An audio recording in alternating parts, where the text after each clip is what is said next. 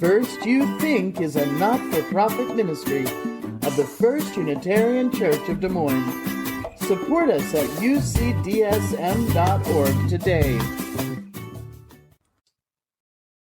There have been times in my life when I made less than the bills. There were times in my life when what I made matched the bills exactly. And there were even a few times in my life when I made more than I needed to pay the bills. But I have never been the kind of rich where you don't know how much a thing costs.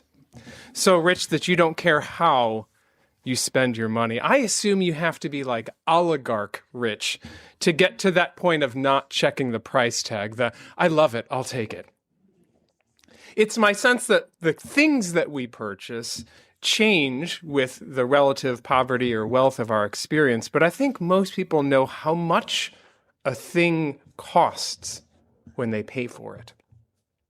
Now, over time, what we choose to buy with whatever money we have creates a sort of story about our priorities.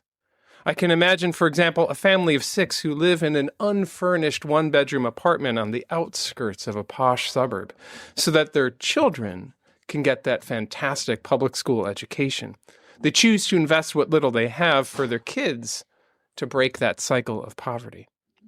Conversely, in that same suburb, I can imagine a couple that could live in a very, very fancy house, but chooses to live in a more affordable-sized home so that they can take incredible vacations every year because what they value are memorable experiences.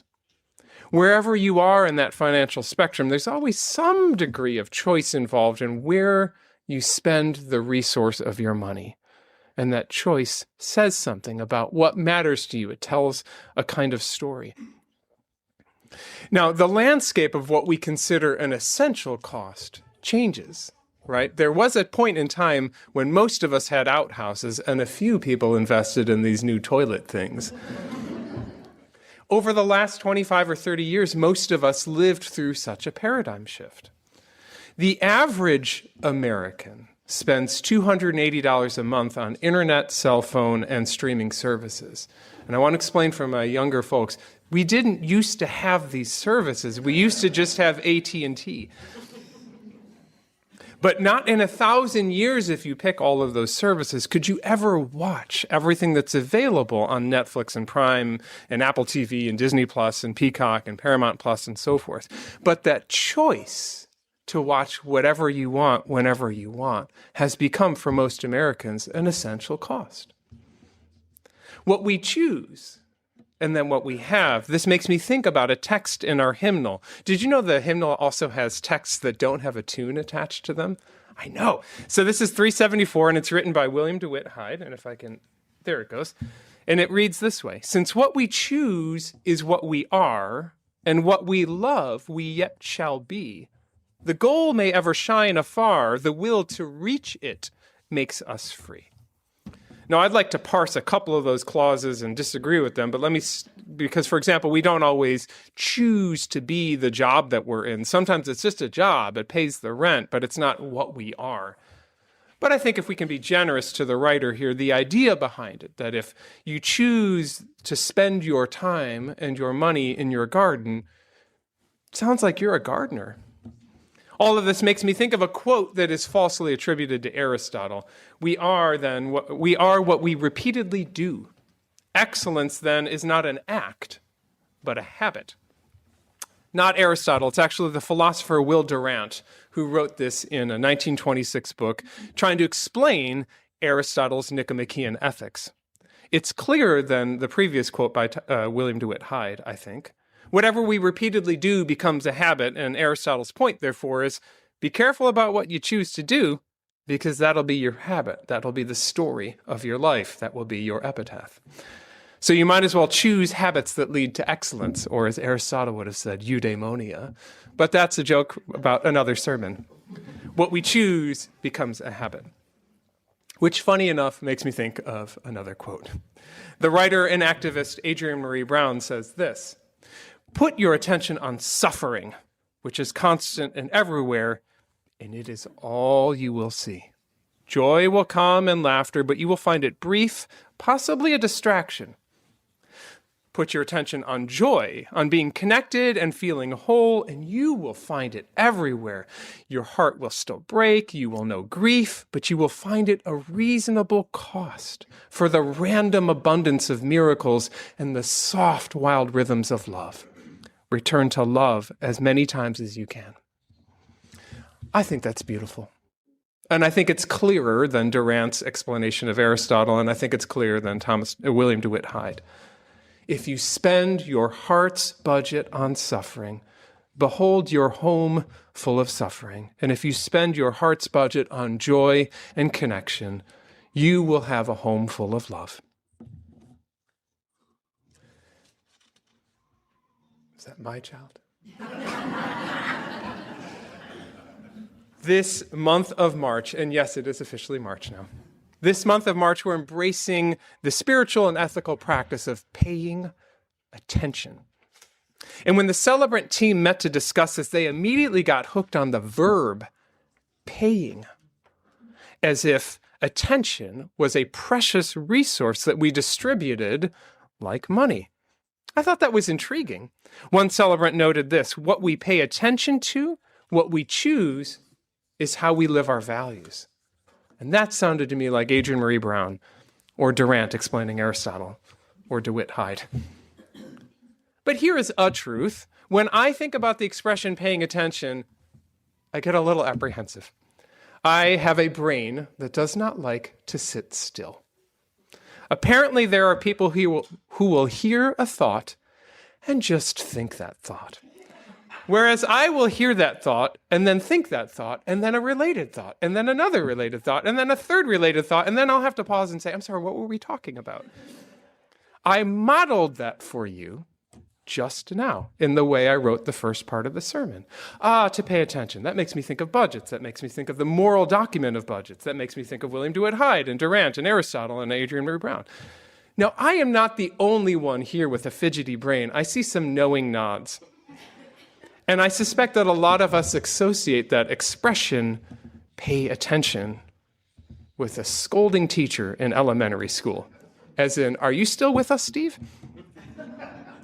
Can we free ourselves from that meaning of the expression today? Can we set that down and embrace the deeper meaning of the phrase to pay attention? Meaning, what do you choose to imbue with the priceless gift of your attention? Or, as the Reverend Victoria Safford so eloquently puts it, what few worthy things do you want to attend to well and faithfully? You see, most of us learn pretty quickly in adulthood that we only have so much money, and the market is offering so many products and services that we want. We have to choose what we do with the resource we have. So one way or another, we had to learn to make choices. Okay, I have money for either Netflix or Apple TV, or I have money for either a nicer apartment or a newer car. We track our spending, but it's harder to track our spending on attention, isn't it? How much of your attention is given to those few worthy things you want to attend to well and faithfully? And how much of it is seized by other people who need to feel attended to? I suspect most of us have someone in our lives who exploits the resource of your attention, who views your time and care as an infinite resource that they are always entitled to. Some people play a shell game with our attention. I would say that our president counts our attention as a shell game as a matter of policy.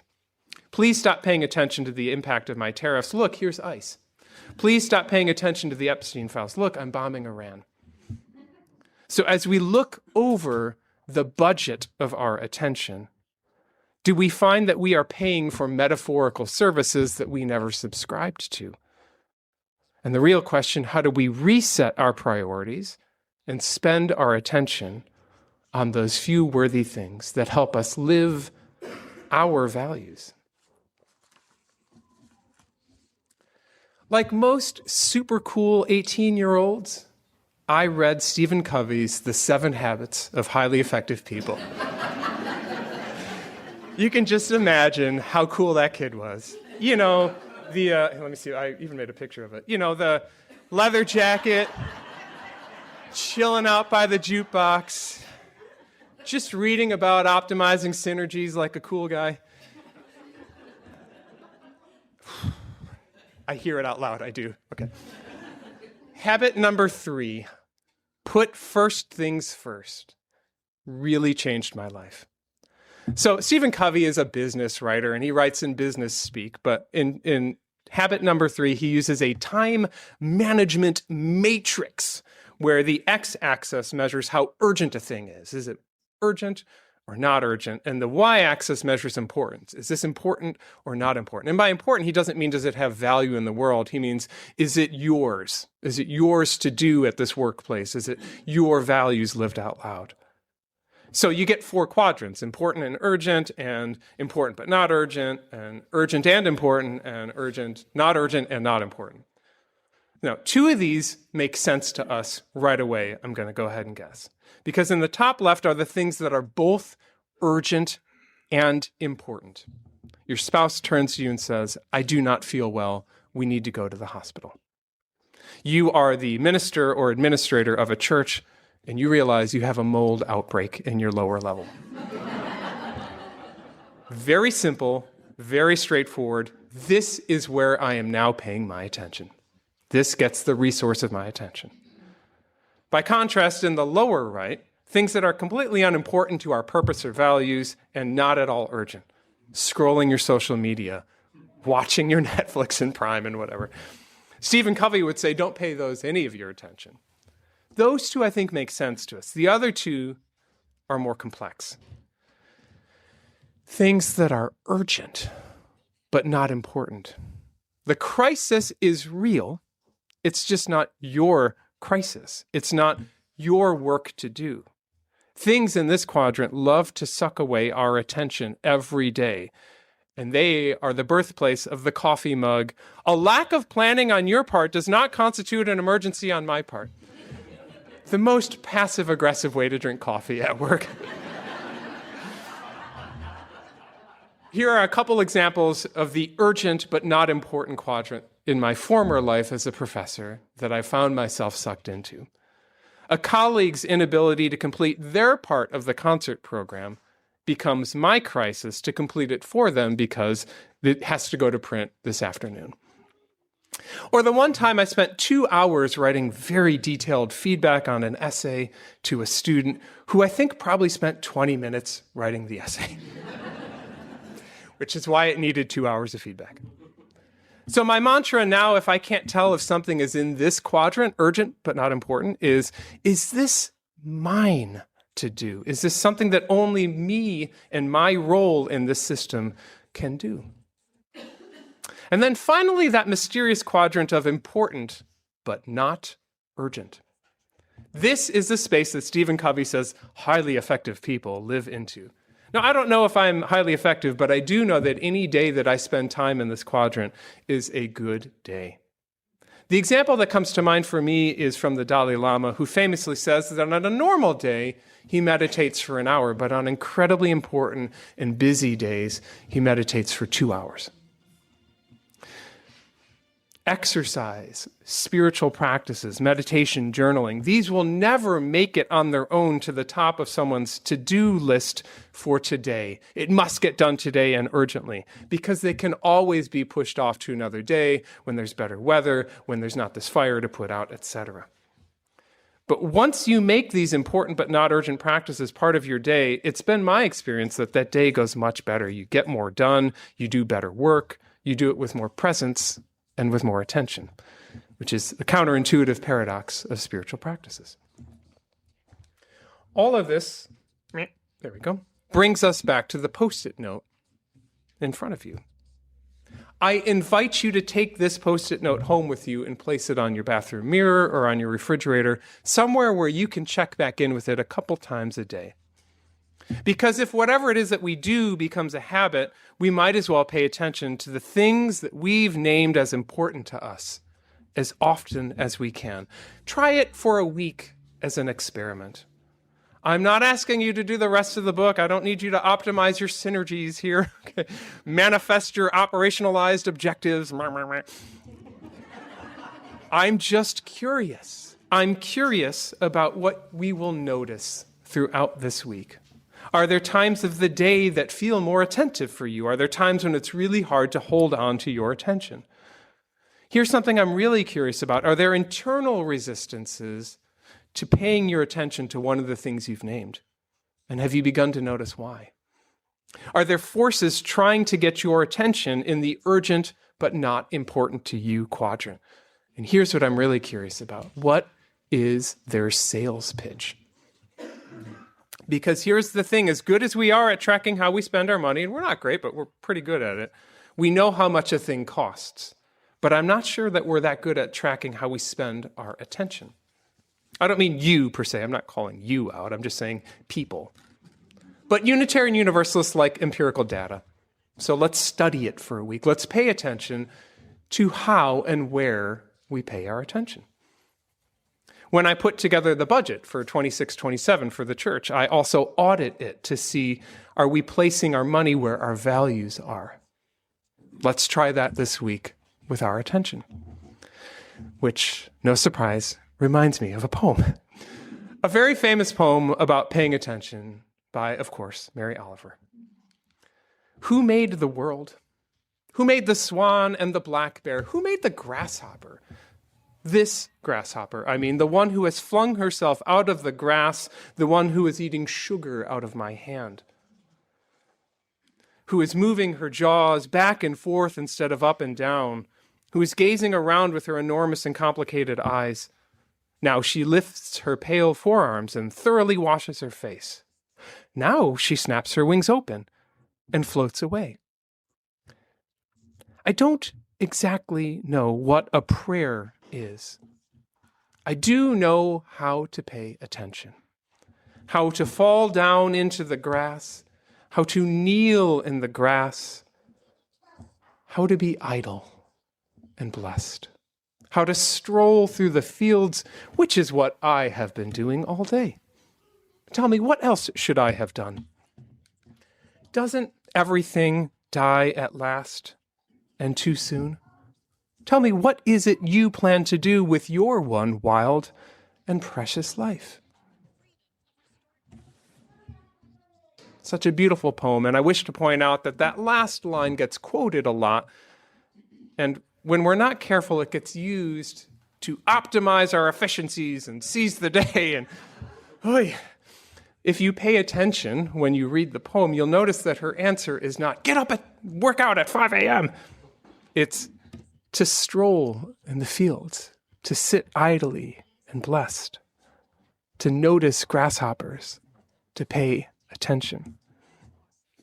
See, I've been poor and I've made more than I needed, and I imagine that my financial situation will continue to change back and forth a few more times in my life. Right? Our ability to buy things changes dramatically from one age to the next. But the one thing I know for sure is that we can never buy more time in our lives. And so for as much as I would hate to see all the money I have go to things that I don't want, I would really, really hate to spend whatever time I have left in this one wild and precious life on things I don't really value. So I invite you to place the Post-it note on your mirror and attend to a few worthy things well and faithfully. For the attention you choose to give is priceless. And the act of those repeated gifts becomes the habit, the story of your life. Doesn't everything die at last and too soon? Tell me, what is it you plan to do with your one wild and precious life? Amen.